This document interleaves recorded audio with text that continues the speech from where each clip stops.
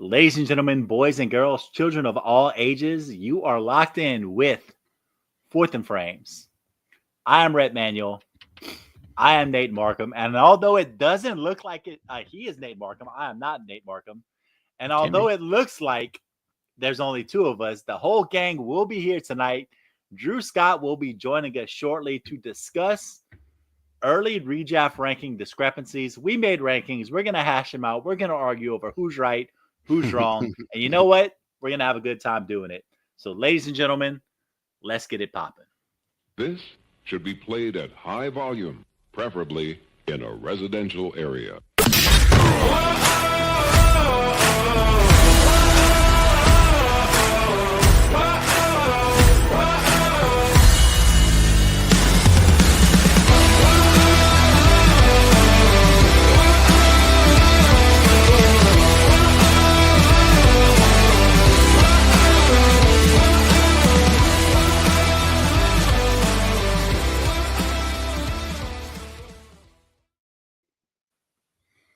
And guys, as always, we appreciate you hanging out with us tonight. Welcome to Fourth and Frames here on the Fantasy and Frames YouTube channel, podcast network, whatever you want to call it. And speaking of all those things, do not forget to help us out and like and subscribe and review to catch anytime a new podcast or short form drops from the good people here at Fantasy and Frames. You can also search for all of our podcasts here at Fantasy and Frames by name, wherever you listen to podcasts. Spotify, we got it. Apple, we got it. I use an app called Pocket Cast. Hey, it's there too. I can confirm that for a fact. And for us, make sure to subscribe to the Fourth and Frames podcast. And also, we mentioned those rankings. They are updated and live over at fantasyandframes.com, where you can also get the latest weekly rankings, the IDP rankings, Dynasty rankings, articles, takes, news and notes, pretty much anything you need to give you a winning edge in fantasy football, you can find at fantasyandframes.com. But ladies and gentlemen, first off, our guy Aiden Weingartner, the fourth man, the sixth man off the bench, saying, looks like Drew is slacking again. Aiden, don't put our boy out there like that, because you know what? Right now we got one of our beautiful right-hand man here on the side of us, Mr. Nate Markham. Nate, buddy, talk to me, and how are things going this evening? Things going great. It's nothing better than talking rankings that are going to change, I'm guessing 111 times between now and the actual season. But it's nice to get a little, dip the toe in before you go completely swimming. And I can tell you, it's pretty frigid waters because a lot of uncertainty with things. But all in all, it's great, and it just got better. Have you ever seen the Key and Peele? Sorry, where he goes, take it to a whole nother level. You ever seen that where it's Key does the interviews with who's he doing the interview with? It's celebrities, and they don't really, I guess they don't know who he is, and so he's basically talking, and yeah. I digress. Never mind. Just go watch it so I don't sound like I'm, alone on this island. No, you're fine. But we are no longer on this island because, contrary to the comment where Aiden just said, it looks like Drew is slacking again. Drew is right on time, baby. What's going on, my guy? We unfortunately pulled the worst time slot for baseball practice. So we got the late slot. So Wednesday nights are going to be a little later for me than usual, but it's okay. We do it for the love of the game. Yeah, and you know what? For the love of the game, that's why we are talking redraft rankings in early April. Nate just mentioned the fact that we're probably going to switch this up about 116 times by the time the season starts. We're gonna switch this up next week after we get draft slots, baby. But first, before we get into that, let's talk news and notes. And Drew, you made this show sheet, and the first thing you did when you made this show sheet was decide to stab me through the heart. Because I don't know if you're getting the whole story behind this, but Derek Carr is dealing with a shoulder injury that could threaten his availability for the season. There are word that he may or may not have faked it to force his way out of New Orleans. There is all kind of gossip here in the state of Louisiana right now concerning the Derek Carr situation. People are saying he's done. It's a mess. I hate it. If he's playing hardball, I don't understand why the Saints did a restructure, but whatever. I don't run the organization. All we're going to do is answer this question. I'm going to go ahead and ask you, Nate. Do you think the New Orleans Saints are going to take a quarterback in the first round of the NFL draft? I mean, I think they would probably be, I don't know if they'd be wise to or not. I'm still indifferent on the quarterback class, but did I hear correctly?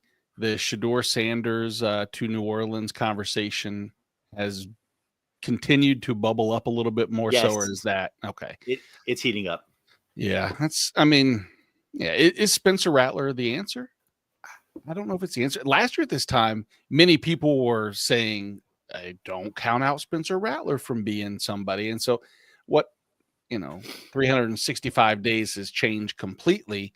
But I guess the idea of having someone like Shedeur Sanders leading the franchise, the newly retired jersey number of the nearly 500 record and 8th in Heisman voting, Shedeur Sanders. Congratulations, Prime Junior. Drew, let's ask the question. Without Derek Carr, do you think we can trust any of the Saints' weapons in fantasy football for this coming season? I mean, assuming that they don't address quarterback in the draft, no, I don't think you can. I will have some confidence if they have Dart or Sanders. I mean, that's certainly. I feel like no matter how you feel about them as prospects, that's a better option than Spencer Rattler. So, but if we're going into the season with Spencer Rattler, then I don't know how you could have much confidence in this offense at all. And you know what? Aiden is out here saying all the things I like to say about the Saints all the time. He's saying, Loomis is out here saying, don't tell me to rebuild. Just because we aren't getting results doesn't mean we're doing anything wrong. And there was a very famous Mickey Loomis quote that made the rounds last year at the end of the regular season where he said, Frank, in essence, he said, results don't matter. We've got a good coach in Dennis Allen, which in the NFL, results literally are all that matters. But I digress. Mickey Loomis, it's been quite a ride. That ride appears to be continuing. Just like the ride appears to be continuing over in Cleveland, who also has a top 3 pick. But they're bringing the man back. They signed Joe Flacco to a 1-year, $4 million contract. Drew, do you think Joe Flacco is in line to be the Browns starter this year? It seems that way. I mean, if all the smoke is true that they're going Travis Hunter at 2, it seems like that's going to be their best option. So I don't hate it. It could be worse. Could be Deshaun Watson. Could be Kenny Pickett. Could be Deshaun Watson. Could be Kenny Pickett. True that. Are we just kind of fully acknowledging that the Browns may have one of the worst quarterback rooms in the league right now, Nate? I think that's I think that's fair. Especially on a per capita or per dollar basis, there is no worse team if you ask me. So, assuming Joe Flacco is their starter, what do you think that means for their weapons this coming season, Nate? I don't know if I'm going to say that it's not going to immediately inflate anybody or depreciate at least one pass catcher. Who that's going to be entirely, not 100% certain. Are they going to actually make any more moves and bring anybody else in? Cleveland's in that weird situation now where from a monetary standpoint, they are kind of burdened by Watson to an extent. They don't want to be non-competitive, but outside of Jerry Jeudy, I don't think anybody else was really relevant to me. And sorry if I'm hurting the Cedric Tillman fans out there or even the David and Njoku's fine too. But yeah, I like Njoku. I mean, I don't think Njoku's stock is terribly impacted by either Flacco or really realistically any of the quarterbacks we've touched on. I think he's just kind of a consistent weapon that we know is going to produce. Yeah. Right. And Aiden was getting ready to just made the point I was getting ready to make where he said he thinks Njoku could be relevant because remember Flacco supported him in a big way 2 years ago down the stretch in 2023. And Njoku was a huge fantasy asset that year. So that's a great point to make on Aiden's part. And last thing we want to talk about before we get into our redraft discrepancies, guys, I think if there is something that we can always say about Tyreek Hill, is that, well, frankly, when it comes to his personal life, in particular, his personal relationships, whether he's having too many children or whatever else, he's probably not making the best personal decisions. And he was involved in a domestic dispute with his wife, and he is also currently the subject of trade rumors. So, Nate, and then I'm going to ask you, Drew, what the heck did we do with Tyreek Hill? Are we past the best? What does this mean for his fantasy stock? I know he's going to take a hit heading into the season, but, there are still people who are going to believe in Tyreek Hill. Of course. I mean, and rightfully so, quote unquote, because we know what the upside can be, but he's too much of a headache for me. It's not like I'm investing in him on my fantasy team as if he's a player that's controlled by the dollar and I have to pay, but you do have to pay. You have to pay a draft slot, and it's not going to be too completely depressed because of the rest of the drafts inside, or at least thought process as to what Tyreek can be. And I think I'll never say the word to fully avoid, because there's no such thing as a fully, off my list. Because at some point, someone can fall far enough that I'll go, maybe. All right. Yeah. But I would rather wash my hands, kind of like we did here in Kansas City with them, and say good luck. Yeah. And Jamie has a question on the show, and we're going to go ahead with Nate and then Drew. Jamie M, thank you for joining us. Ask do you guys like Merritt? Man, you go right ahead. I'm sorry. Pull one thing. The computer issue. So I mean, I'm guessing here. I don't know. Is he talking about Ja'Cory Krosky-Merritt, the running back prospect? I guess in this so. year's rookie class. Is that what the question is? I guess he just said, "Do you guys like Merritt?" Jamie, if you can clarify in the chat, that'd be great for us. I will say, I do think if that's who he's talking about, I do think that he's a good. I do think that he's a good prospect, and I do think that based on his ADP right now, he's a good value.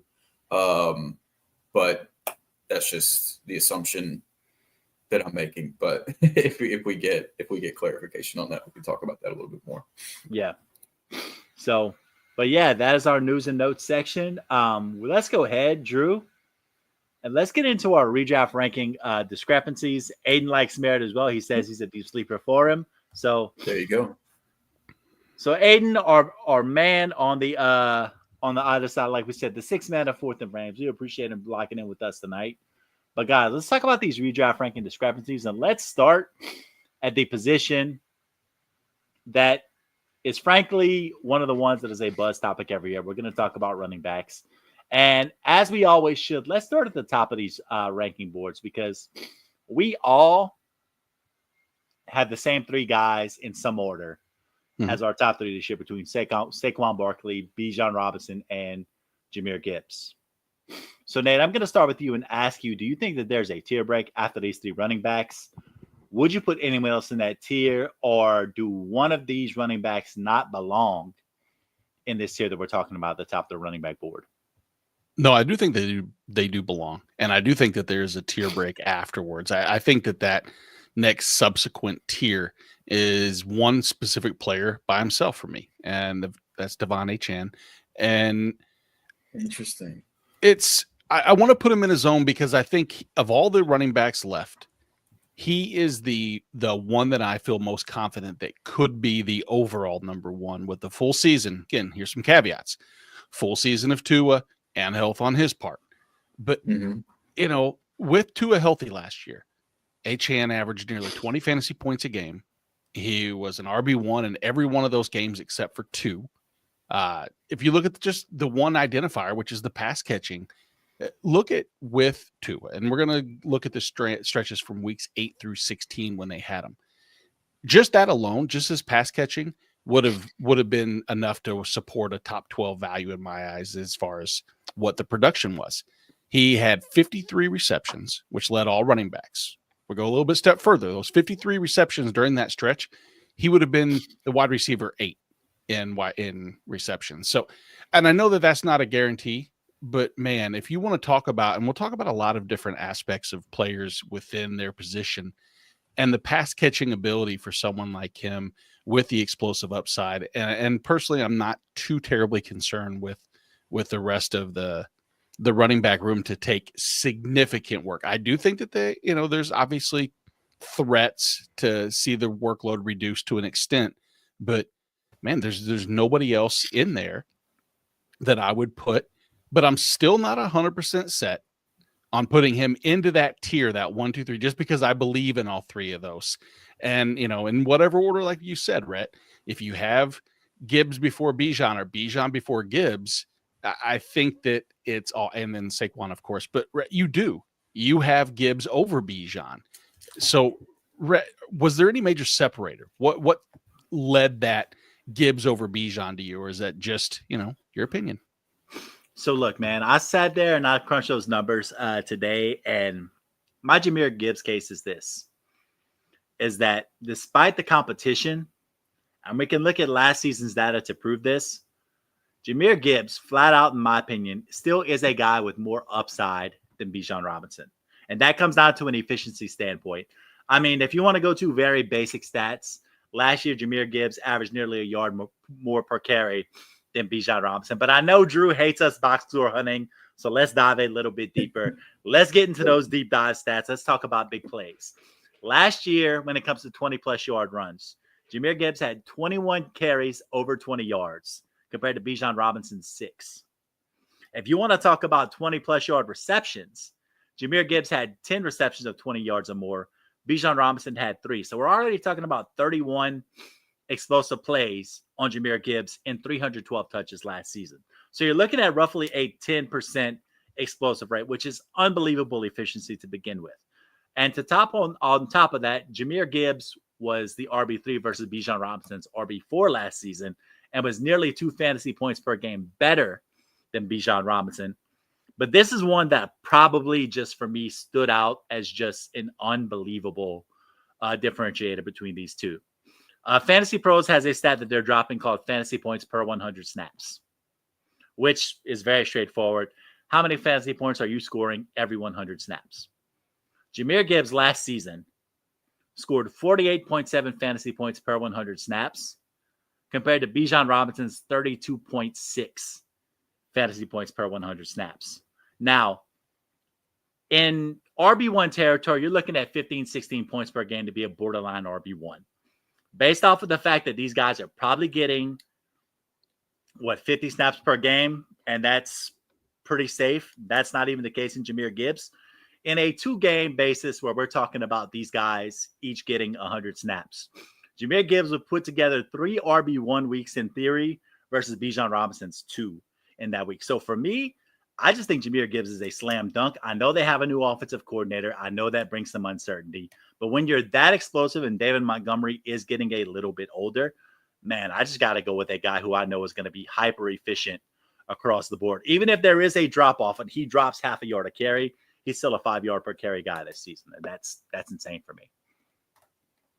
And if David Montgomery was out in Detroit, I agree with Aiden. I don't think it would be a question either. I think that Gibbs would be the RB1 and redraft. That David Montgomery is still just my concern. That's what keeps him at 3 and Bijan at 2 for me is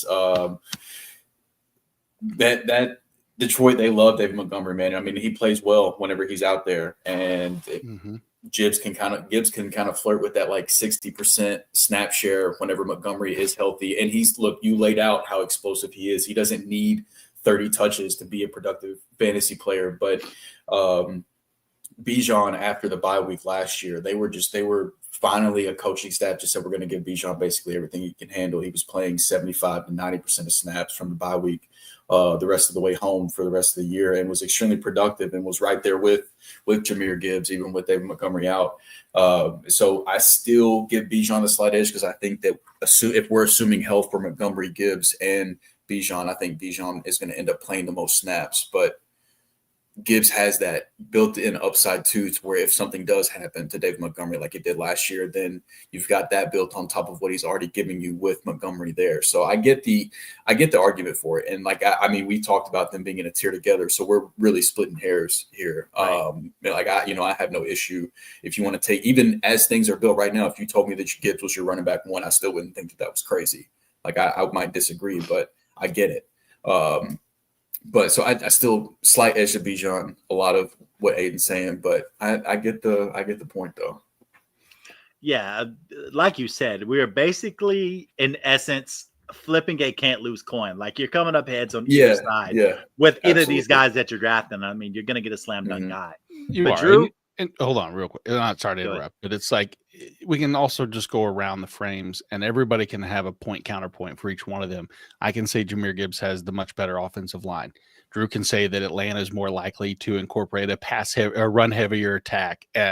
Rhett, you may say, look at Jahmyr Gibbs, may catch the ball a bit more because the incorporation of Michael Penix might not lead to again, at the end of the day, it's all going to just come down to what we believe is a singular tier in itself. It's that next tier of people, that top 12. Yep. And speaking of top 12, go ahead. I was just going to, before we moved on too far, there was a couple points made in the chat that I wanted to bring up that was kind of relevant to this conversation. Aiden, bold take, but come draft season for redraft, I could see GT getting pumped up to tier 1. Not saying I agree, but I could see it. And then Jamie, not far behind. I hear the ballers would have GT in top 15, even in redraft. That's crazy. And I'm going to be honest with you, Jamie, I don't think it's crazy. If he gets the first round draft capital that we're anticipating, whether it's Vegas or the Broncos or the Bears or whoever in that range grabs GT, if he gets the draft capital and he gets that, what we're assuming attached to what we already have for him from a prospect profile, like he's every bit worth that. Like he'll probably be, I can't say for sure, I don't put rookies in the redraft rankings until they get drafted, but he's probably going to be around my like running back 4, running back 5. We saw that in that territory. Go back a couple of years with what Rhett and I were saying before the show is that Clyde Edwards-Helaire 2 weeks before the draft was, consensus top 5 or 6 running back for most people in fantasy. And then boom, gets taken by Kansas City, and come draft season in 15 or in 12 team leagues like NFBC, he was being taken at the 1-2 turn. And that to me in hindsight, of course, and he's nowhere near the prospect that GT is. No, it was all situational, and they thought he would be a better pass catcher, et cetera. So no, I don't think it's crazy to assume that he can be propped up into that top tier, or at least that maybe that second tier with Henry, Achane, and maybe Genty. Yeah, and that's a fair spot. So Aiden wants to ask us, what do you think is the best spot for Genty? Is it the Raiders? Is it the Bears? Drew, you mentioned the Broncos as well. I mean, all 3 of these places are places that are, for lack of a better way of putting it, running back needy. So I think he can go into any of those spots. And I think that for me, the Broncos would probably be the most friendly spot for him in terms of immediate impact and production, because he's going into a winning squad. They've got an established quarterback, all these different things. I think he's probably got a very good shot of going in. And I just don't think he falls that far is the only problem. Yeah. So Raiders or Bears? I think the Bears would be the most fun, but I honestly don't mind either one. Like the Raiders don't, at least to me, looking at them with the changes that they've made, they don't have like that stink that they had a few years ago. Like I really don't mind what they're trying to do on the offensive side of the ball. And if they draft GT that high, that means they're going to give him all the work he can handle. And so we obviously love that for fantasy football. What about Zamir White? Don't forget about Zamir. Don't do that. I'm kidding. I'm kidding. Trust me. I think the Bears is the. I think it's crazy. The Bears by far, as far as what I believe the offense will look like, scoring opportunities, much greater position. I think their improved offensive line is obviously going to be more beneficial, but I think that if you're looking for the most potential touches, it's in Vegas.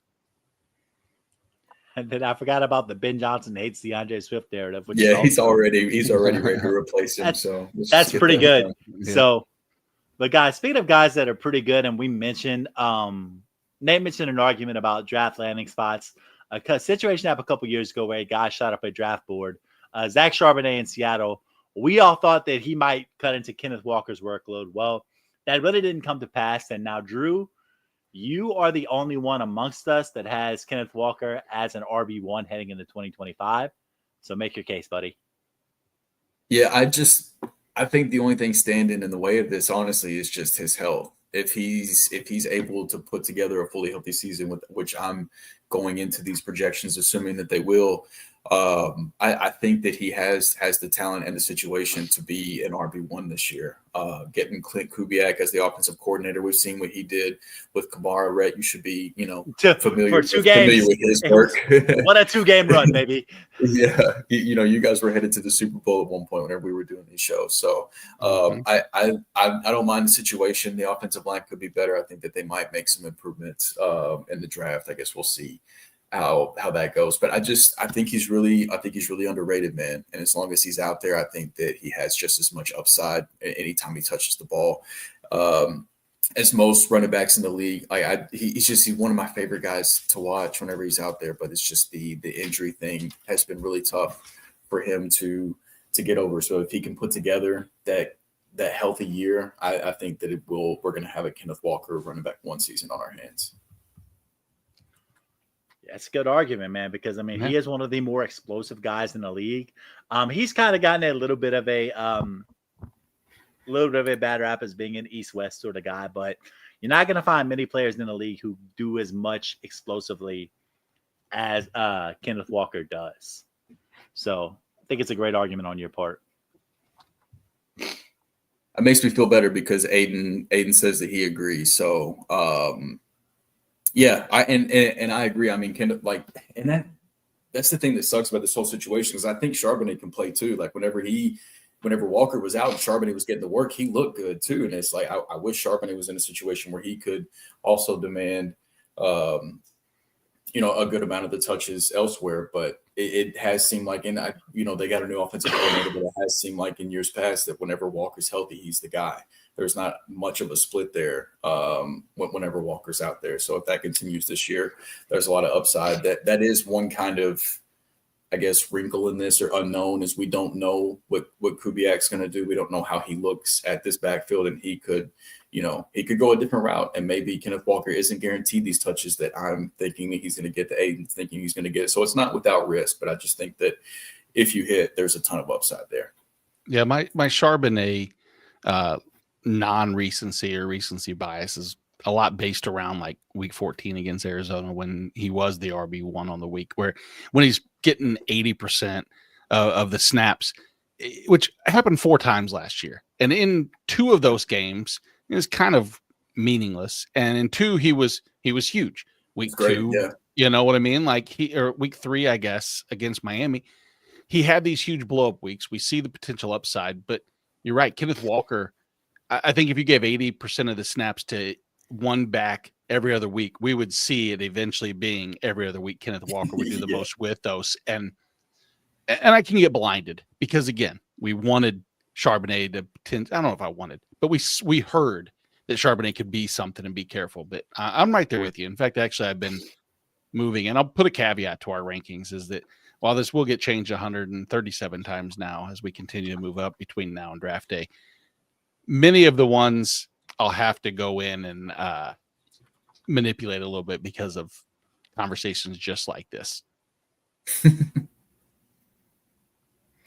Yeah. And so, Drew, you had a question for both me and Nate pertaining to a guy that we had higher in our rankings than you did. So go ahead and grill us. Give us your best shot, man. No, it's not a grilling session. I want to be educated to make sure that I'm not missing something with Isaiah Pacheco. I've got him down at running back 36. You guys have him close to like that borderline RB2, early RB3 range, and I'm just curious where the confidence is coming from in Pacheco being the guy, or if he's going to be a guy that we should care about for fantasy based on how he looked last year. Like, is it just an injury thing where he's had the offseason to get healthy, and you guys think that he's going to be the guy, or with them adding Elijah Mitchell, bringing Kareem Hunt back, right?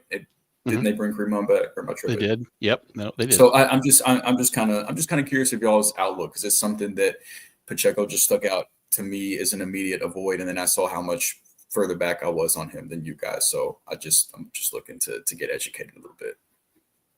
Rhett, you want to begin? I mean, if you ask me, I'm just looking at this situation. You mentioned the other guys in running back room being Elijah Mitchell and Kareem Hunt. For me, I haven't seen Elijah Mitchell be fully healthy in a couple of years, so I think that is more or less a flyer. And with Kareem Hunt last year, when Pacheco was hurt, I didn't see a player that was especially efficient. Was he good around the goal line? Yeah, but are touchdowns necessarily predictable? Not so much. And especially with a guy who's knocking on 30, we know that cliff is a very real thing at the running back position at that age. So for me, I mean, I'm just looking at a guy who's coming into an offseason. He's going to be healthy. And it's just a lack of trust on whether those other two guys can be as productive as Kareem Hunt was last season or as Elijah Mitchell has been in the past, but he hasn't been healthy in a couple of years either. So that's my case on Pacheco. Yeah, and mine follows suit with a lot of what you just said. And prior to the injury, he was the workload. He was the workhorse and getting double-digit points fantasy-wise in each game. And granted, that was a 2-game sample size. Let's not get carried away, Nate. But still, I think the health factor all builds into all three of those. They want healthy bodies. They need quote-unquote guaranteed touches. I think the one area that for me with Pacheco is that while the offensive line still should be a solid unit, the loss of Joe Tooney, the addressing of the left tackle position, albeit through the draft or however they want to address it, they do need someone that's going to be able to be comfortable to stay back there and protect Patty. And they truly do have love for Pacheco in Kansas City, and they want him to be on the field. And I think that contrary to everything else, we all know the one key, focal point for a player is how much time he's going to be on the field. And I think if Kansas City coaching staff has anything to do with it, he's going to be on the field more than the other two. Will it be 90%? No, of course not. But at the RB27, look who's around. And that's what it keeps taking me back to. It's like, do I feel more comfortable with him or Brian Robinson Jr.? It's 6 and 1.5 dozen other, maybe a little bit more with Brian Robinson, but then the DeAndre Swifts, the ETNs, the Charbonnets, the Rashad Whites, everybody's got a backfield buddy. And I think Pacheco has the best chance to take the lion's share of the work. And in what I hope is a productive offense, time will tell. Yeah, but Aiden brings up another good point. He's contributing to the show, even when he's not on camera tonight. He's saying that, look, if Kansas City adds a day 2 running back, this backfield could get ugly. And I think he's right, because I think what Kansas City is trying to do right now is play strength in numbers. And hopefully they find a guy that they can land on that can be healthy, that can provide them a little bit of a boost this year. So, I mean, I don't disagree with that at all. No, the word around Kansas City is that they anticipate Pacheco being the guy. If we want to trust what beat writers and what, water cooler talk is that it's Pacheco, but no one's going to not be optimistic. I think the only way I'm going to be interested in this backfield is if they do add like a good running back on day 2 that looks like he could step in and be the guy. If it is the Pacheco, Hunt, Elijah Mitchell room, I think I'm probably just going to be staying away in drafts for the most part. Yeah, that's fair. It is fair. So real quick, before we get into wide receivers, go ahead and you guys give me your favorite value currently at the running back position. Let's go ahead and start with you, Drew. I really like where you went with this. Jordan Mason, running back now for the Minnesota Vikings. So if you follow the money, him and Aaron Jones basically both signed 2-year deals. I think Aaron Jones ended up with somewhere between $5 to $6 million more in guaranteed money. So Aaron Jones has the slight advantage as far as just following the money goes. But whenever you look at what we got out of Jordan Mason and Aaron Jones as runners last year, now Aaron Jones did have around 100 more rushing attempts, I believe, but Jordan Mason had a higher yards per carry, higher explosive run percentage, yards after contact per attempt, and missed tackles forced per attempt. And I think that there's a world where to the start of the year, I think Aaron Jones is going to be the guy. I think he's going to be handling the majority of the touches, but I do think Jordan Mason will have a role from the get-go. But I think it'll be more of like a 65-35, something like that, in favor of Aaron Jones. But I don't think it's crazy to say halfway through the year that Jordan Mason shows himself to be the better runner between the two, and he ends up taking a larger role in the offense, and you're getting him at a little bit of a discount. And I don't ever expect anybody to get injured, but Aaron Jones is kind of getting there from an age perspective, and he has the injury history working against him. And so I think that there's I think there's going to be some opportunities for Jordan Mason to take this job and possibly run away from it and not look back. And so I think his ADP is a really good value right now. Nate, it seems like you're going to Pleatsville with your favorite value this offseason. I don't even like it, but I have to be fair. I really don't. I'll be the first to admit it. Nothing fun or sexy about the pick whatsoever, but opportunity is Najee Harris going to the Chargers with that Harbaugh system. Just to me, it screams potential value for where you're going to be grabbing potentially Najee to fill in is like that. If everybody needs just that kind of safe pick, you want to shoot for the moon with some other picks at some point. But while the Chargers, yeah, sure, maybe they will address running back in the draft. I expect them to in some capacity, probably, maybe an explosive change of pace, but they need to address more defense anyway. Even with that, I still think he's returned, he has like an RB2 or better every season he plays. It's the most boring. And I put even in my little notes for myself, a disclaimer. I don't like Najee Harris. I probably won't draft him, but you never know how the draft will fall. And at some point, I do see myself drafting him.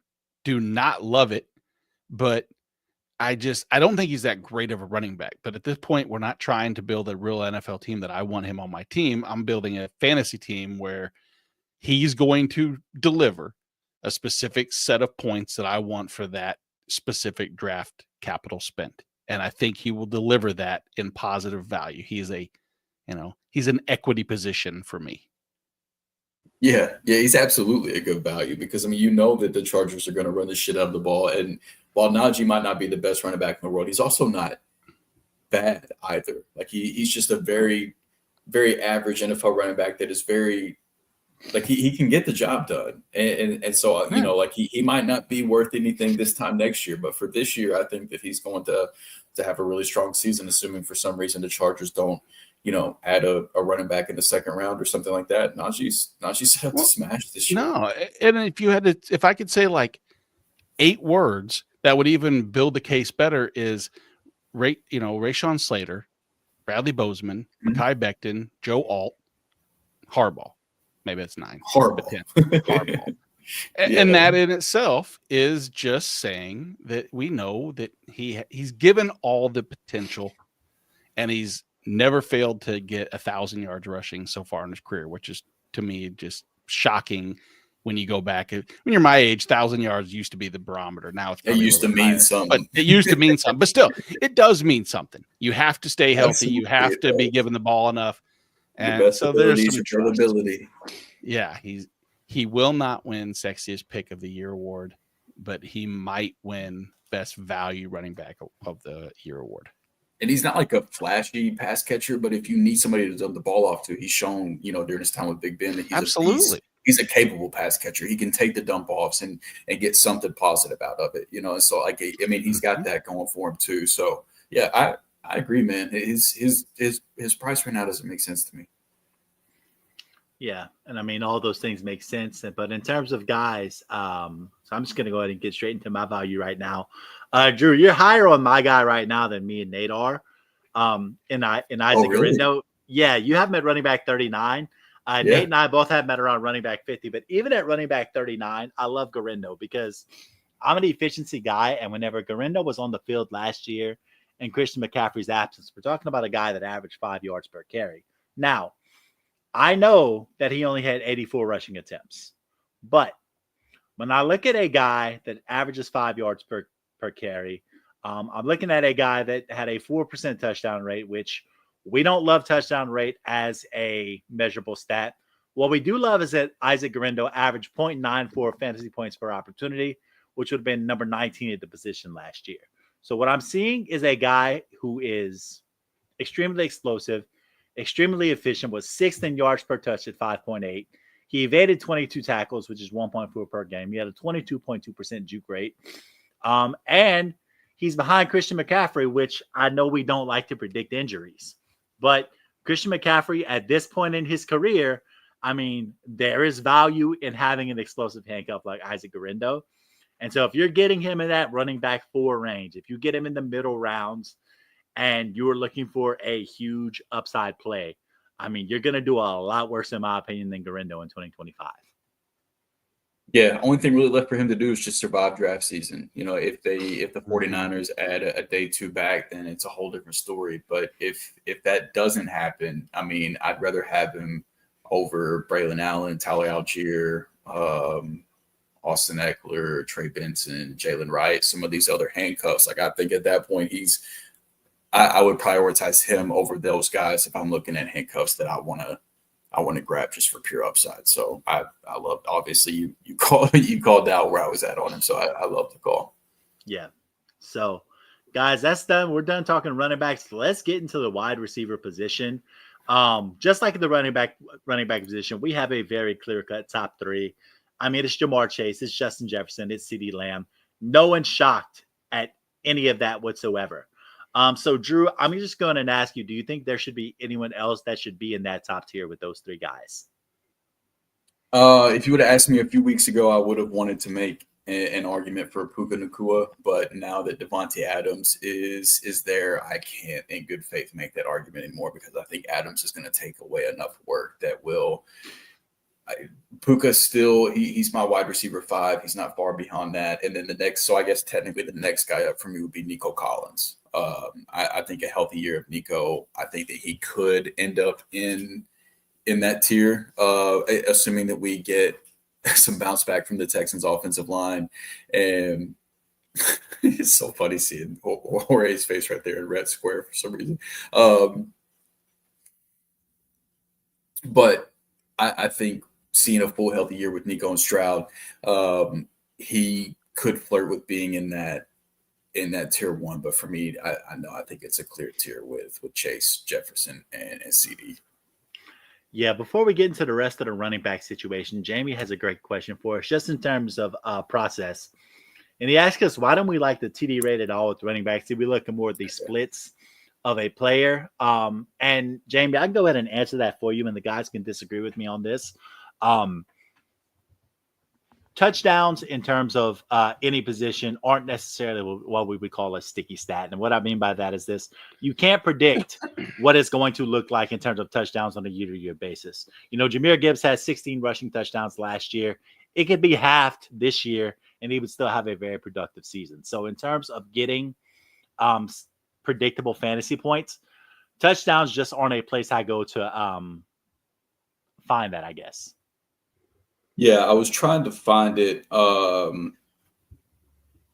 because I know Ryan Heath with Fantasy Points, he did a study on how stable or predictive some stats are that we've come across. And touchdowns in terms of stickiness, it was a 0.50, which is just, it's kind of like right in the middle, but more so towards the bottom, more so like the bottom third, I guess. So it's just not, just to drive the point home, like some more predictive stats, some more things you can look at is fantasy points per game, fantasy points, receiving yards per game, first downs, yards, first read targets, expected fantasy points, catchable targets. Those are for that. I'm assuming that's more for wide receivers. The tweet I was able to come across, but the story is the same for running backs, where there's much more better predictive stats you can look at for sustained success as opposed to touchdowns, which is going to be really fluky from year to year. Mm-hmm. Yeah, I think that's a great explainer of everything. But Drew, you wanted to ask once again, me and Nate, about a discrepancy in our rankings about a guy that you love. We know we've done this show. This is our 3rd season together.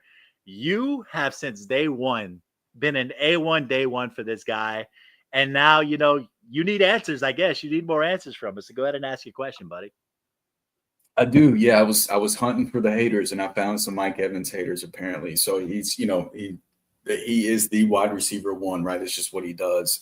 But he's like wide receiver 16, wide receiver 17 for you guys. So I'm just curious, is there something that that worries you, or is it just you're just more excited about the guys you have in front of him, but you still think Evans could have a solid year? Like, just help me understand why he's more of like a solid wide receiver 2 versus a borderline wide receiver 1. So Rhett, hit me with it. All right. So with Mike Evans, I agree with you completely, is that this is a guy that is rock solid for years. You look at him again last year, 17.2 fantasy points per game. He's number 10 in fantasy points per game at the position. 11 receiving touchdowns. He's kind of just been one of these super steady guys. But I don't know if it's just bias on my part. Maybe I'm just getting bored of picking Mike Evans on a yearly basis. Maybe I just want some excitement in my life. I want a little bit of sizzle. I'm a big Lad. I'm a big Lad McConkey guy. I said toward the end of last season that I thought he could be a wide receiver 1, and here I'm having him at wide receiver 12. I have T. Higgins in front of Mike Evans, Jackson Smith and Jigba. I have A.J. Brown probably lower than I should at wide receiver 11. So, I don't know if I'm just in a season right now where I'm just trying to find something different, something exciting to get my hopes up for this coming season. I think Mike Evans is a solid option as always, but I think if you can get Mike Evans as a wide receiver 2, or maybe even a wide receiver 3 versus relying on him as your wide receiver 1, I think you're really cooking with grease. So I really think that I'm hoping for a little bit of value there, and maybe just hoping that other people see Mike Evans the same way I do, because the 1,000-yard narrative, the big story was that he barely crossed it last year. Now, the stats tell us otherwise about how good he actually was. But at the end of the day, he missed some time due to injury. I mean, there would have been no flirting with it if he was healthy the entire season. That was just purely off injury. Now, I will add a little to that too. Number one, you're doing this wrong. You're never supposed to put people that are great values for all of us to draft real high up. We're supposed to all bury Mike Evans down around 15, 16, 17 so we can scoop him, and get the running backs early and then still, pick them up. But while true, just eclipsing the 1,000-yard due to health is a fair way to look at it. I think that someone else's health that really helped, kind of build that season, and that's Chris Godwin. And that's my concern, is that a full season with someone who I believe was on the precipice of having that wide receiver 1 season. He was. I mean, really look through both of them while they were healthy. They were both wide receiver 1. So it's not outside the realm of possibility that they both can be top 12. But my faith, lies in I don't want to use touchdown regression, because he's shown no signs outside of one time in the past half decade where he hasn't been a double-digit touchdown performer. And that is more sticky to me than a running back, because he is Baker Mayfield's target. He is a big body. He's shown the ability to do so. But I do think that did inflate towards the end when you look at his production on a week-to-week basis. There were those certain weeks where, you look at week 3 in Denver, 2 catches, 17 yards. He did go missing with. He does that from time to time. I know, and yet he still produces. So it's not that I'm not thinking that at the end of the season, it's not about week-to-week production, but those can be a little identifiers for me to think, okay, am I going to hedge my bet just a bit? And when given the choice between someone like JSN and Mike Evans, who I think I'm going to have really close at that spot, who's most likely on a week in and week out? Bob Lung, friend of the show, friend of all of ours. He likes to look at consistency. Mr. Consistency. And consistency does have some effect when it comes to my rankings overall. Mike Evans, am I too low on him? Probably, but I don't feel bad by where I have him. I would love to get him where I get him, which is why you need to move him back down to round. And so I need to push him down. Okay. Yeah, man. Everybody listen. Let's move this back. Let's move him down a little bit. Let's all get us some Mike Evans love come draft season. That was part of why I wanted to ask, because I'm open to possibly doing that. So I wanted to hear it out, because I almost felt obligated to have him up that high. It's I feel like he's earned that at this point, but I'm open to other opinions, so I appreciate it. So all right, Red, I picked this one out. I can't wait to hear this, man, because I did not see this one coming whenever I pulled up our rankings to look at them. And there's a question about some other rookies, or I guess year 2 guys rather, now that Aiden put in the chat, that after you get done talking, we're going to talk about BTJ and we're going to talk about Malik Neighbors. But before we do, we're going to talk about Marvin Harrison Jr. Let's go. You told me this time last year that I was crazy having Marvin Harrison Jr. as high as I did in my redraft rankings, and you ended up being right. You nailed it. I was crazy for having him as high as I did. And now lo and behold, you're the highest of the three of us on Marvin Harrison Jr. this year. Oh, how You've the got him- turntables have turned, baby. how the turntables, as the office would say, you've got him up at wide receiver 14, man. So look, I've still got Marvin Harrison Jr. in a couple dynasty leagues because I was too high on him last year, and so I'm getting excited. So please tell me why I need to move him up, because I'm not there right now, and I would love to get there. 3 words for you. 4 words: sleeping wide receiver 1 in 2025. Yep. And it's simple. Like, he came through as a rookie. He quote unquote disappointed as a rookie with 62 catches, 885 yards, and 8 touchdowns. It wasn't what people expected, but it was still pretty darn solid on 110 targets. Now, what I predicted last season was on the back of not putting up that double-digit touchdown. I even said, even if he has 8 to 9 touchdowns, he's not going to hit that threshold. But he did. He did have 8 touchdowns. So he had a very solid rookie season by all metrics. He was top 20 in targets. Here is the Marvin Harrison argument in a nutshell. One of the biggest sticky numbers that we're going to have is air yards and air yard share. Marvin Harrison Jr. last season had 1,566 air yards and a 42.4% air yard share in that Arizona offense. The issue wasn't a Marvin Harrison Jr. issue. He was 5th in unrealized air yards, and this might be my favorite stat of all of them.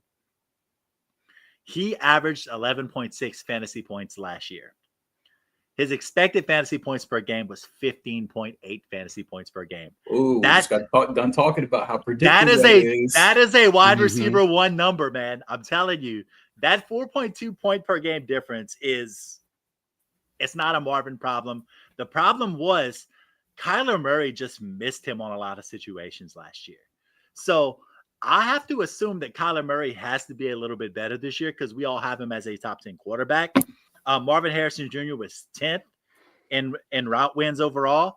Like I said, this is just a guy that is a sleeping giant. And if he's going as a late wide receiver too, that's value this year, guys. Like, I am all in on the idea of getting Marvin Harrison Jr. and possibly winning some leagues on the back of him outproducing what people are expecting of him right now in April. I love it, man, and I hope you're right. I hope they get more creative with his routes and where he lines up. I hope they don't just continue to ask him to just line up out wide and try to win these ridiculous one-on-ones over and over and over. But and you mentioned Kyler and where we are for fantasy, and you're not wrong. I still am relatively high on him for fantasy because he does still have the rushing upside, but after what I watched last year, maybe he's still trying to come back from injury. Guys, I'm kind of worried that Kyler might stink. Secret garbage Kyler? And it felt like it, like just watching the games, it felt like he stunk. And it came to mind because literally today I saw a stat from Warren Sharp that Kyler Murray's efficiency on throws 10 plus yards. In 2022, he was dead last among 33 quarterbacks. 2023, he was 35th among 35 quarterbacks. And then 2024, he's 33rd among 39 quarterbacks. Efficiency on throws 10 plus yards. We're not talking about like super deep balls here. We're talking about layup throws for NFL quarterbacks. Dead last, 48 of 48 quarterbacks in EPA per attempt and 45th of 48 quarterbacks in yards per attempt. And this is despite the 7th lowest drop rate from his receivers during that time. And so, like, I don't know. I feel like we need to have a discussion at some point that I don't know how much of it is injury, and I don't know how much of it is that maybe Kyler just isn't the franchise quarterback that we thought he was. He's still exciting for fantasy, right? Because he can move, he has the rushing upside, and he does have weapons to where he can put up fantasy points in bunches whenever things are clicking. But whenever you're depending on him to support I don't think we have to worry about Trey McBride necessarily. It seemed like even whenever Kyler did stink last year, Trey McBride was fine. But I don't know if both can stay afloat if we don't see Kyler get back to the pre-injury Kyler that we were seeing. And so that's where my concern is. My concern with Marvin Harrison Jr. really doesn't have much of anything to do with Marvin Harrison Jr., the player. So I appreciate your optimistic outlook, and I hope you're right, because I'm quite invested in it. But I'm concerned. Use a couple positives. You want to stay positive. Look at year 2 system, year 2 removed from injury. There are a couple positives that could be working in Kyler's favor. That is not me saying I'm a Kyler supporter. I am in strong belief as well that he is not going to fool me this year again, as I had him pretty high up and actually missed out on him a lot last year, thankfully, which worked to my benefit, I guess. But yeah, I'm trying to stay optimistic, mostly to support what Rhett's saying about Marvin Harrison Jr., who, if you guys saw that, where him and his dad basically both, mirrored each other's year 1 season. One, unfortunately, had Kyler Murray for his year 2, and the other had Peyton Manning. So, a little different at quarterback position, but regardless, that's it. All these things make sense. I think we all want Marvin Harrison to be that guy we all anticipated coming out of the draft last year. But, Aiden had asked us a question in the chat. Oh, yeah. Yeah, let's get into that. Let's run to that real quick, because he wants to ask us, and we'll just go around the frames really quickly. BTJ or Neighbors, and he prefers Neighbors by a bit, but he thinks they're both elite, and it's insanely close. Quickly around the frames, I think we know where I stand on this. I was high on BTJ last year. I think the fact that they're both unquestionably the guy in their offenses. I think having a quarterback with more experience is going to be of benefit for both of them this year. But I think that familiarity with Trevor Lawrence should help Brian Thomas. I think I'm a little bit higher on him this year. If I look at the rankings, I can give you a better idea of that right away. I have Neighbors 6 and Brian Thomas. I have Neighbors 7 and Brian Thomas Jr. 6. So I'm slightly higher on BTJ. Drew? Yeah, I think that's fair. I've got them back to back as well, but I've got Neighbors 6 and Brian Thomas Jr. 7. We're in the same hole, baby. Yeah, kind of the way I look at it is, last year Neighbors outperformed BTJ last year despite quarterback play on a points per game basis, and so I don't think that Neighbors' quarterback play is going to get worse this year. I'm not sure how much better it's going to get, but I don't think it's going to get worse. And so if he was already outperforming last year, I would assume more of the same this year. But they're literally back to back. So yeah, and neither one has. Nobody has real competition for targets as far as I'm concerned. Not being half. I think I have BTJ. I know where I would rank them right now. And I will say, for my rankings, I didn't even touch their names because I wanted to polarize or touch on more polarizing players that I wanted to move up and down. But at the end of the day, it's exactly what you said. I trust Trevor Lawrence. I trust that system to generate just a more consistent floor for BTJ. I think Neighbors, I'll go on a limb, and I don't know how much of a limb, but I think he will put up the more explosive weeks, those weeks where I think we can see that out of BTJ, but I think Neighbors will have those, 13 for 200 weeks where people are going to want to take Neighbors because they think he seems flashier. When you look at both players, like when you're choosing one, and for some reason Brian Thomas Jr. just comes off as more boring, which is crazy for me to say, but that's just my perception of when I talk to people and they have to say their names. It seems like, yeah, Brian Thomas Jr. is solid, great, he's going to be wonderful with Trevor Lawrence. Oh, Malik Neighbors, man, it's that type of conversation. Yeah. My favorite Malik Neighbors comment that I heard last year on a podcast or something was, you can tell an irrationally confident wide receiver when he went to his post-draft press conference, and he went up there without a cell phone case. So he was just ready. Yeah, that's great. And also called him Daniel Doan. So we knew from the jump that Malik Neighbors was going to be a very different cat. No cell phone case, disrespecting quarterbacks. Crazy times, man. Crazy times. All right. So quickly, guys, we're going to get into quarterbacks, but I'm just going to go ahead and quickly mention our favorite values at the wide receiver position right now. Nate loves Christian Kirk going to Houston with Stephon Diggs out, with Tank Dell having the career questions, I think that is a great call as well. Drew loves Jalen Waddle with the Tyreek Hill questions. That's also a great call. And I think I'm in on a Brandon Ayuk bounce back this year. So let's go ahead and let's get to this quarterback position. The top 5 quarterbacks, it's kind of been a theme throughout the show. It's kind of a consensus conversation. It's Lamar, it's Josh Allen, it's Jaden Daniels, it's Jalen Hurts, it's Joe Burrow. No surprise there. But Dan, I'm going to go ahead and start with you and ask you, do you think Burrow belongs in the same tier as the top 4 quarterbacks that offer more rushing upside, or is he in a different tier for you? No, I'll put him in the same tier. There's always one every year. There's always one non-mobile, quote unquote, non-mobile quarterback that finishes in the top 5 at season's end. Burrow's been that guy twice over the last 4 seasons. So if there's a sure bet for me, or as sure a bet as you can make, with a combination of weapons, play calling, I think he has a chip on his shoulder from last year's playoff miss, despite that crazy numbers that they put up offensively and defensively from a sack perspective. So, yeah, I think that Joe Burrow is just that. If you want to get away and you want to take the non-mobile quarterback, it's Burrow for me. It also helps that he's got a bad defense. Yes, so he's going to be asked to put up points every single week. We love we love a beautiful, great offense mixed with a bad defense. Man, that's fantasy football magic. I still don't have him in the same tier. I've got Allen, Lamar, Daniels, and Hurts in their own tier. Then I've got Burrow in the tier with my quarterbacks 6 and 7 being Mahomes and Baker Mayfield, other guys that I just think are capable of delivering the same from a passing touchdowns perspective on any given year. So I still think there's a clear 4 for me, but I agree that if I had to make, like, if you told me today you have to pick which of these quarterbacks you think is going to be the non-rushing quarterback that finishes in the top 5, I agree with you. I think it's Burrow based off the situation he's in and just how talented he is. Yeah. And so, Drew, I'm going to go ahead and ask you, speaking of pocket quarterbacks, me and Nate, very high on Jared Goff.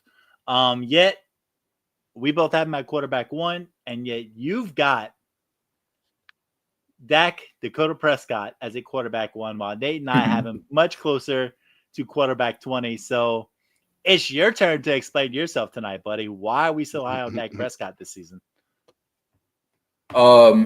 So, I mean, as far as being high on Dak, it kind of gets back to what we're talking about with Burrow and Baker, Mahomes, those guys. I think Dak is in that same bucket, but to a lesser extent. I mean, there's a reason why he's a tier 2 below that. But based on how Dallas's offense is constructed, assuming that Dak is fully healthy, and by all indications he is, it seems like that he's in really good shape coming into the year. You know, this is best shape of my life season that we're in the middle of right now. So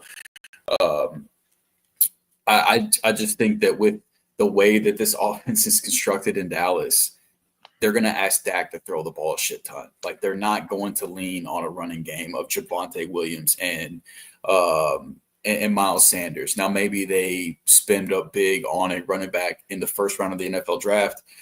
I think it's more likely that they give Dak another pass catcher, and this just further pads my feeling on Dak and his ability to have a possible high touchdown number. And again, I know that that's a tough thing to try to predict, but whenever you're looking at the outlooks for these different quarterbacks, I think it's easy to paint a picture where Dak has a season with a high amount of passing touchdowns, and he's able to fit into that back end quarterback 1 discussion. Whereas with Goff,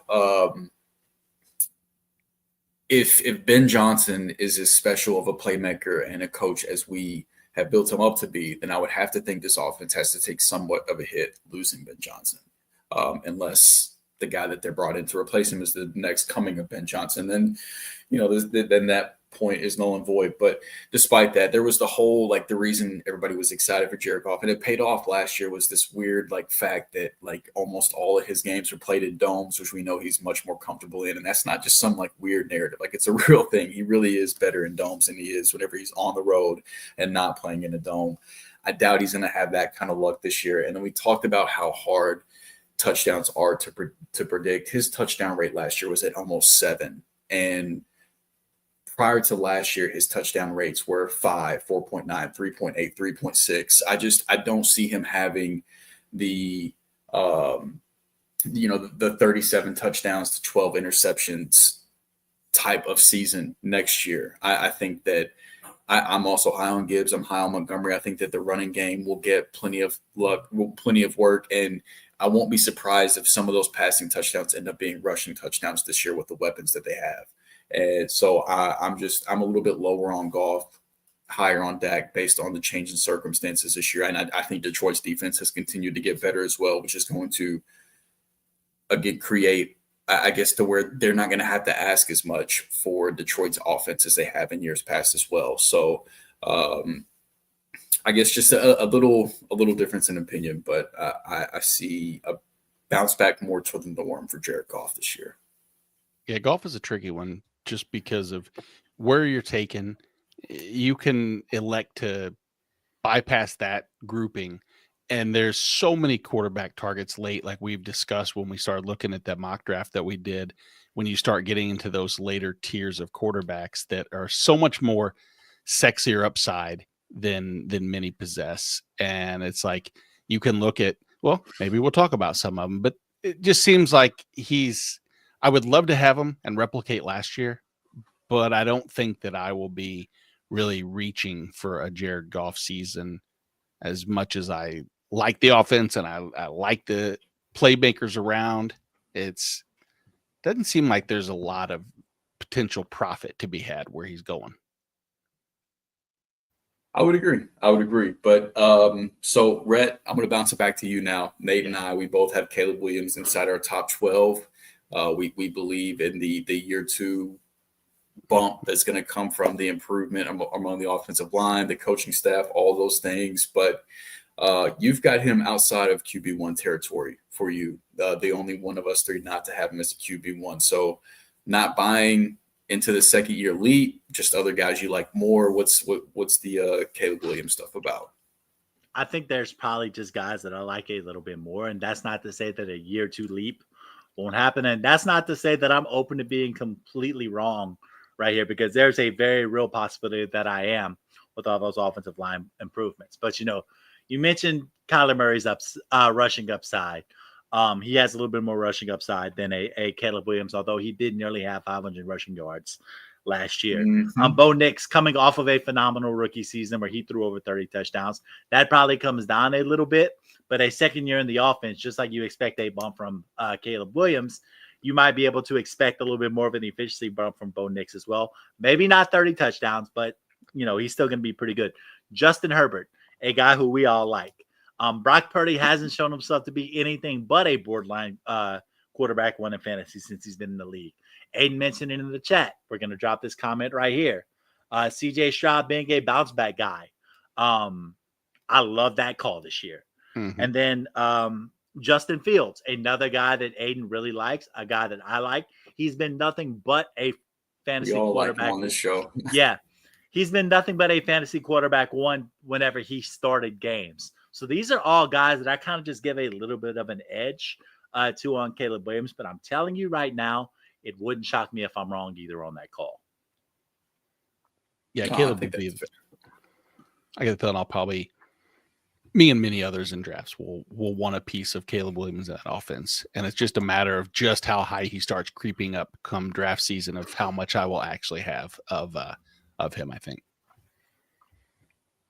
Yeah. And so, before we go ahead and we get out of here, let's ask you, Nate, you were the lowest on Jordan Love. You have him at quarterback 16. What are your concerns, if any, or is he just in a big clump tier of quarterbacks for you this coming season?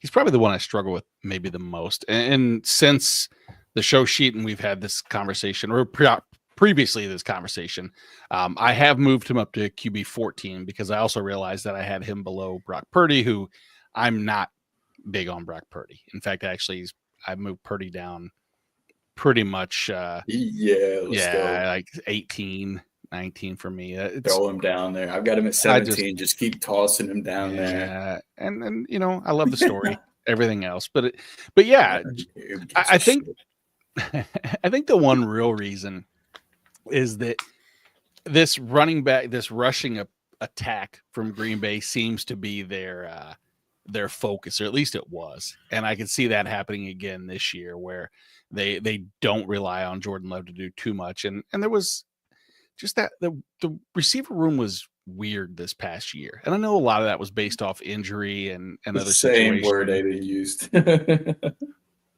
weird. It is. It's extremely is. weird, because any It given is. week, if you could predict every week, I would say that it's more difficult, hyperbole, of course, to get the NCAA exactly right than it is to predict which wide receiver is going to lead each week in receptions and targets. Yeah. And that shouldn't be a negative impact on Jordan Love's outlook. That should be like, wow, he has so many great weapons to choose from, but it doesn't feel that way. Just because the ingredients come together, if it's a gray mess, it may taste delicious. I don't know if I want a scoop of it, and I don't think I want a scoop of Jordan Love. Yeah, That's fair. So before we get out of here, we've already mentioned two of these guys that you have your favorite values at quarterback. Nate, you mentioned Justin Fields. Mm-hmm. I'm sure it has to do with the rushing upside and all those different things, the consistency he's shown in fantasy football through the years, right? It does. Look, last year through 6 games, he was a QB 7, and granted, 5 rushing touchdowns was huge, but I just think that when it shows he's around the goal line, how dangerous he can be. And I like the weapons in New York. I do like Jordan Travis's upside, but not this year. I don't think he's looking over his shoulder. He's not going to have that rug pulled from underneath him. He just seems consistent. And I know Aiden has been in the chat, and he's been real high on Justin Fields. And that was, I definitely think he's great value. And it's also a shout out that I'm glad that we're in step with each other, because I think we feel like we all kind of, hyping the Justin Fields as far as if you have to wait, especially at quarterback. Yeah. In years past, this has been a Nico Collins podcast. We may be evolving into a Justin Fields podcast. Oh no. It looks like it's becoming. Drew, you mentioned your favorite value, Dak Prescott. You just made the case. I put the tweet out tonight. I'll say this though, real quick. Right now in drafts, Dak is the quarterback 18. Points per game 2023, he was the quarterback 5. Ooh. Just 2 years ago. It was not that long ago that he was the pocket passing quarterback that was in the top 5. It was not that long ago. That's a strong pull. We know. And then my favorite value at quarterback this year, I think matter of fact, I can just read the tweet for you guys. Just run it back. Yeah, just run back the tweet that I put out there earlier tonight for you guys. I said, it's 2025, and I'm still buying Bryce Young. You're going to have to peel my dead carcass off that island. And it's just all about that resurgence that he had toward the end of last year. You know, heading into 2024, we touted the idea of Dave Canales making a difference for Bryce Young. And, you know, Andy Dalton, they had a moment there for a little while, but toward the end of the season last year, we really started to see signs that Bryce Young, the game was starting to slow down. Things were starting to look a little bit better. As of right now, I am not nearly as bullish as the boss man Jorge Edwards is. I believe he has Bryce as quarterback 11 in his rankings, which is very bullish, and I love it. I have him more down the lines of quarterback 26, but I think that's probably going to have to make an adjustment once I relook at everything. I may have to reevaluate that and probably move him up a few slots, because I've always been a Bryce Young guy. I think the skill set is there. I just think he is a prime candidate to make a little bit of a late breakout here in year 3. Man, I wish Jorge could have been here to tell us about Bryce Young QB1 season, but that's all good. That's all good. Yeah, boys. We'll have some flag plants, I'm sure, here in some of these weeks coming up, where we can invite him on. He can plant that flag. And whenever we do our early quarterback rankings, we're going to have him on. Yeah. So before we get out of here, guys, let's go ahead and let's talk about our friends over at Dynasty Decks. As we get closer to that fantasy football season and those elusive fantasy football championships, what better way to capture your victory and immortality than by getting your very own Dynasty Decks championship plaque? At the DynastyDecks.com, they provide fully customizable championship plaques for any format that you can think of, whether it's an IDP league, an offensive league, a best ball league. It doesn't really matter. All you got to do is use the promo code FRAMES and receive $5 off your purchase price, which is already top shelf compared to other market prices on other websites. So head over to the dynastydex.com today. So guys, before we get out of here, final thoughts on this redraft discrepancies. Let's go to Nate, then let's go to Drew. No, it's one of my favorite conversations early on because on the surface, I just want to move some people. I have my preliminary thoughts, and I think we all play into a number of different biases. Some are recency bias, some are just gut calls, and I like to bounce ideas off you guys. And so I think, hell, I've already probably made 25 moves just in hearing some theory. No, I'm not moving Dak Prescott into my QB1 conversation. Sorry, Drew. Sure. But hey, you know what? Well, there's a lot of things we should have done. We shouldn't have been so high on Antonio Gibson. We learned that lesson together. Sometimes it's best not walk into a burning house together. I'll let you go in and try to find the bodies. And yeah, maybe you will. Or maybe you'll be the smart one and we'll look back in a year from now and say we should have listened to you, Drew. I doubt that's the outcome, but I think just digging through these rankings, I think I'm going to be going early running back again this year. It's looking like the receivers are just so deep, man, and there's so many guys to like. And running back, whenever I did not have to get far down the running backs to start to be like, man, this is gross. I don't want anything to do with this. Exactly. So now, thankfully, there is a very, very talented rookie running back class that is going to inject some excitement into the running back rankings almost this time next week, actually. So that's something else I wanted to shout out to was we are going to give our own shot at, and I think Aiden is going to be joining us for this one. I believe Kyle is joining us for this one as well. We are all going to be giving our best shot of trying to predict how the first round of the NFL draft is going to go. And then this time next week, which is technically NFL draft eve, we will discuss where all the fantasy relevant players ended up going in our very, very accurate mock drafts and what, fantasy implications could come from that. And so to be I think I'm excited to get to go through that and try to predict what's going to happen with the NFL draft the night before it happens. So it'd be fun to be able to circle back on that. So, come hang out with us next week too. Yeah, great segue. Like you said, that'll be next Wednesday when we discuss the NFL draft. We predict our first rounds. We talk about the discrepancies. We talk about fantasy impacts. We are going to do all of those things next week, but not before our man Aiden Weingartner says that he's going to watch draft day next week for the first time. Let's go. What an experience. God, it's so bad. I wish I could go back and watch it for the first time again. It's so bad and so awesome at the same time. It's the best bad movie I've ever seen. All right, so we're gonna go ahead and do that next week. Oh, while we're at it, our boy Philip B dropping a $2 donation. Philip, we appreciate you, buddy. Thumbs up to you too, man. Appreciate you. Thank you so much for everything you guys do. Thank you for everybody that locks in with us on a weekly basis. And it was good to have the band all back together tonight for the first time this season. Boys, let's not be strangers. So we will be back next week, hopefully all three of us with a couple of guests to discuss that NFL draft first round. So let's go ahead and get out of here. You can find me at Armanuel Sports on X. You can find Nate at Nate Markham on X. And you can find Drew Scott at Drew3MR on X.